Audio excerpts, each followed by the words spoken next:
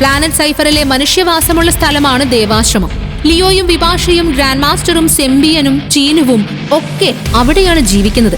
അതിന്റെ അടുത്ത് തന്നെ ജനറൽ ഏലിയൻസും പ്രൈമറി ഏലിയൻസും ചുറ്റിത്തിരിഞ്ഞ് നടക്കുന്നുണ്ടായിരുന്നു. ലിയോ ഓരോന്നിനെയായി വേട്ടയാടാൻ തുടങ്ങി.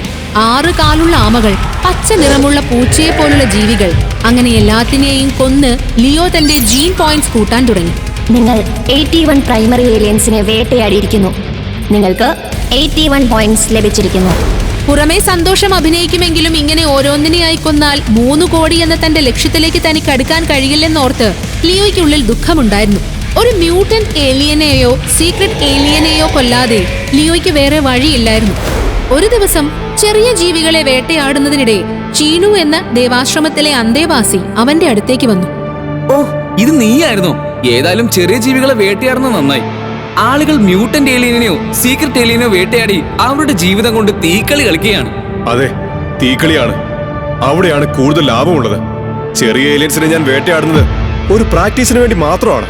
അപ്പോ നീ മ്യൂട്ടന്റ് ഏലിയനെയോ സീക്രട്ട് ഏലിയനെയോ വേട്ടയാടാനുള്ള പുറപ്പാടിലാണോ? തീർച്ചയായും അതെ. നിനക്കറിയോ, പ്രൈമറി ഏലിയൻസിനെ കൊന്നിട്ട് തന്നെ ഞാൻ എങ്ങനെയാണ് ഇത്രയധികം പണം ഉണ്ടാക്കിയതെന്ന്? എങ്ങനെയാ? അടുത്തു വാ, ഞാൻ പറയാം. അത് അമൂല്യമായ ബ്ലാക്ക് ക്രിസ്റ്റൽ കാരണമാണ്. ബ്ലാക്ക് ക്രിസ്റ്റലോ? ആളുകൾ മ്യൂട്ടന്റ് ഏലിയൻസിനെ കൊല്ലാൻ ഒരുപാട് റിസ്ക് എടുക്കുന്നുണ്ട്. പക്ഷെ നിനക്കൊരു ബ്ലാക്ക് ക്രിസ്റ്റൽ കണ്ടെത്താൻ കഴിഞ്ഞാൽ അത് നിനക്കൊരു ജനറൽ ഏലിയന് കൊടുത്ത് നിനക്ക് സ്വയം ഒരു മ്യൂട്ടന്റ് ഏലിയൻ ആകാൻ സാധിക്കും. എന്ത്? നിങ്ങളിത് കാര്യമായിട്ട് പറയുകയാണോ? എന്താ, നീ ഞെട്ടിയോ? സുഹൃത്തെ, നോക്ക്, എനിക്ക് അപാരമായ ശക്തിയൊന്നും ഉണ്ടാവണമെന്നില്ല. പക്ഷെ എനിക്ക് ബുദ്ധിയുണ്ട്. ഞാനത് എന്റെ നിലനിൽപ്പിന് വേണ്ടി ഉപയോഗിക്കുന്നുണ്ട്. പക്ഷെ എങ്ങനെയാണ് ഞാൻ ബ്ലാക്ക് ക്രിസ്റ്റൽ സ്റ്റോൺ തിരിച്ചറിയുക? നിന്റെ എല്ലാ ചോദ്യത്തിനും ഞാൻ ഉത്തരം പറഞ്ഞാൽ പിന്നെ നീ എങ്ങനെയാണ് നിന്റെ ബുദ്ധി ഉപയോഗിക്കുക? ഇത് തന്നെ ഞാൻ എന്തുകൊണ്ടാണ് നിന്നോട് പറഞ്ഞതെന്ന് നിനക്കറിയാമോ? കാരണം നിന്നെ കണ്ട ആ നിമിഷത്തിൽ തന്നെ നീ ഒരു കഥയില്ലാത്തവനാണെന്ന് എനിക്ക് മനസ്സിലായി. വിഭാഷയെ ആള് മാറി കുത്തിയവൻ. നിന്നെപ്പോലെ ഒരാളോട് എന്റെ സീക്രട്ട് പറഞ്ഞെന്ന് കരുതി നീ എനിക്കൊരു ദോഷവും ഉണ്ടാക്കാൻ പോകുന്നില്ല. നിന്നെ കൊണ്ട് ബ്ലാക്ക് ക്രിസ്റ്റൽ കണ്ടെത്താനും കഴിയില്ല. അതെ, എന്നെ കൊണ്ട് അതിനൊന്നും കഴിയില്ല. ഇവിടെ ജനറൽ ഏലിയൻസിനെ കൊല്ലുന്ന തന്നെ എനിക്ക് നല്ല ബുദ്ധിമുട്ടുള്ള കാര്യമാണ്. ഇത് നിന്നോട് പറഞ്ഞപ്പോ എനിക്കെന്തോ ഒരു ഭാരം ഇറക്കി വെച്ച സുഖം. പിന്നെ നീ പറയുന്നതൊന്നും ഇവിടെ ആരും വിശ്വസിക്കാൻ പോകുന്നില്ല. ആട്ടെ, നിന്റെ പേരെന്താ? ലിയോ അവന്റെ പേര് പറയാൻ തുടങ്ങിയതും ചീനു അവനെ തടഞ്ഞു. നിക്ക്, അപ്പൊ നിനക്ക് ഇവിടുത്തെ നിയമങ്ങൾ അറിയില്ലേ? ഇവിടെ ആരും അവരുടെ യഥാർത്ഥ പേര് പറയാറില്ല, ഞാനും വിഭാഷയും ഒഴികെ. അതെന്തുകൊണ്ടാ? എന്നിവിടെ ആരും തൊടില്ല. പിന്നെ വിഭാഷയും ആരെയും കൂസാതെ നടക്കുന്ന പെണ്ണാണ്. ഞങ്ങൾ 2 പേര് മാത്രമേ ഇവിടെ യഥാർത്ഥ പേര് ഉപയോഗിക്കുന്നുള്ളൂ. നീ അതിനെപ്പറ്റി അധികം ആലോചിച്ച് കഷ്ടപ്പെടണ്ട. ആരും നിന്നോട് നിന്റെ പേര് ചോദിക്കാൻ പോകുന്നില്ല. കാരണം ഈ വിഭാഷയെ കുത്തിയ ആ ദിവസം മുതൽ എല്ലാവരും നിന്നെ മരപ്പൊട്ടനെന്നാണ് വിളിക്കുന്നത്.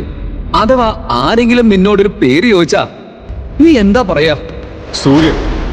ഇന്നു മുതൽ എന്റെ പേര് സൂര്യൻ എന്നാണ് ഇവിടെ. അതെന്ത് പേരാണ്? കാരണം ഞാനിവിടെ വന്നത് പണം സമ്പാദിച്ച് ജോലിച്ച് തിരിച്ചു പോകാനാണ്. ശരി, അങ്ങനെ ആവട്ടെ.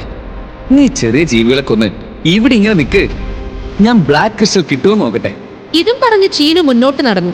അപ്പോഴാണ് ലിയോ തന്റെ മുന്നിലായി ഒരു സ്വർണ്ണ നിറമുള്ള ആമയെ കണ്ടത്. ലിയോ 6 കാലുള്ള നിറയെ ആമകളെ പ്ലാനറ്റ് സൈഫറിൽ കണ്ടിട്ടുണ്ട്. പക്ഷെ ആദ്യമായാണ് സ്വർണ്ണ നിറത്തിലുള്ള ഒന്നിനെ ലിയോ കണ്ടത്. അവൻ ശ്രദ്ധയോടെ അതിന്റെ അടുത്തേക്ക് പോയി അതിനെ കൊന്നു. എന്തുകൊണ്ടായിരിക്കും ഇതിന് സ്വർണ്ണ നിറം? ഇനി ഇതാണോ സേക്രഡ് ബ്ലഡ് ആമ? ലിയോ അതിന്റെ തോൽ എടുത്തു വെക്കാൻ തുനിഞ്ഞതും ലിയോയുടെ ഹോളോഗ്രാം ആക്ടിവേറ്റ് ആയി. നിങ്ങളൊരു സീക്രട്ട് ബ്ലഡ് ഏലിയനെ കൊന്നിരിക്കുന്നു. അതിന്റെ ഊർജം നിങ്ങളുടെ ശരീരത്തിലെത്തി ജീൻ പോയിന്റ്സ് ആയി പ്രവേശിച്ചിരിക്കുന്നു. എങ്ങനെയാണ് ഇത്രയും ചെറിയൊരു ആമ സേക്രഡ് ബ്ലഡ് ഏലിയൻ ആവുന്നത്? അതെനിക്ക് മനസ്സിലാവുന്നില്ല. എന്തായാലും ഇതിന്റെ ശരീരത്തിനകത്ത് എന്താണെന്ന് നോക്കട്ടെ. ലിയോ സംശയിച്ചതുപോലെ തന്നെ ലിയോയ്ക്ക് അതിനകത്ത് നിന്നും ഒരു ബ്ലാക്ക് ക്രിസ്റ്റൽ ലഭിച്ചു. ആ ആമ ആ ക്രിസ്റ്റൽ കഴിച്ചിരുന്നു. അതുകൊണ്ടാണ് ഒരു സാധാരണ ജീവിയിൽ നിന്നും ഒരു സീക്രട്ട് ബ്ലഡ് ഏലിയനായി അത് മാറിയത്. ലിയോ താൻ അന്വേഷിച്ചു നടന്ന ആ ഭാഗ്യനിധി കണ്ടെത്തി. ആ ബ്ലാക്ക് ക്രിസ്റ്റലിലൂടെ അവനൊരു ചെറിയ പൂച്ചയെയോ ഉറുമ്പിനെയോ വരെ സീക്രട്ട് ഏലിയനായി മാറ്റാൻ കഴിയും. ശേഷം ജീൻ പോയിന്റ്സിന് വേണ്ടി അവയെ കൊല്ലുകയും ചെയ്യാം.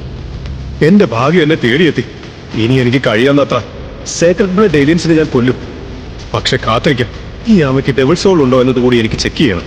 ഒരു ഏലിയന് ഡബിൾ സോൾ ഉണ്ടെങ്കിൽ നിങ്ങൾക്ക് പുതിയൊരു പവർ കൂടി ലഭിക്കുന്നതാണ്. വിഭാഷയ്ക്ക് ഡബിൾ സോൾ ഉള്ളത് കൊണ്ടാണ് ചെന്നായിയായി രൂപം മാറാൻ വിഭാഷയ്ക്ക് കഴിഞ്ഞത്. ലിയോ അതിന്റെ തൊലി ഊരി മാറ്റാൻ ശ്രമിക്കുന്ന സമയം ലിയോയ്ക്ക് ചുറ്റും ഒരു സ്വർണ്ണ കവചം മെല്ലെ രൂപപ്പെടാൻ തുടങ്ങി. ഈ കവചമാണ് അവന്റെ പുതിയ ഡബിൾ സോൾ. നിങ്ങൾ ഡെവിൾ സോൾ സ്വന്തമാക്കിയിരിക്കുന്നു. സ്വർണ്ണ കവചം, അഭിനന്ദനങ്ങൾ. ഓ യെസ്, അതിന്റെ കൂടെ തന്നെ അദൃശ്യനാകാനുള്ള കഴിവും ലിയോ നേടിയിരുന്നു. ഇതുകൊണ്ട് ഞാൻ അത്ഭുതങ്ങൾ സൃഷ്ടിക്കും. അപ്പോഴാണ് ദേവാശ്രമത്തിൽ നിന്നുള്ള ശബ്ദങ്ങളും ബഹളങ്ങളും ലിയോ കേട്ടത്. ശബ്ദം കേട്ട ഉടനെ അവൻ ആ ദിശയിലേക്ക് ഓടി. ഓടിക്കോ!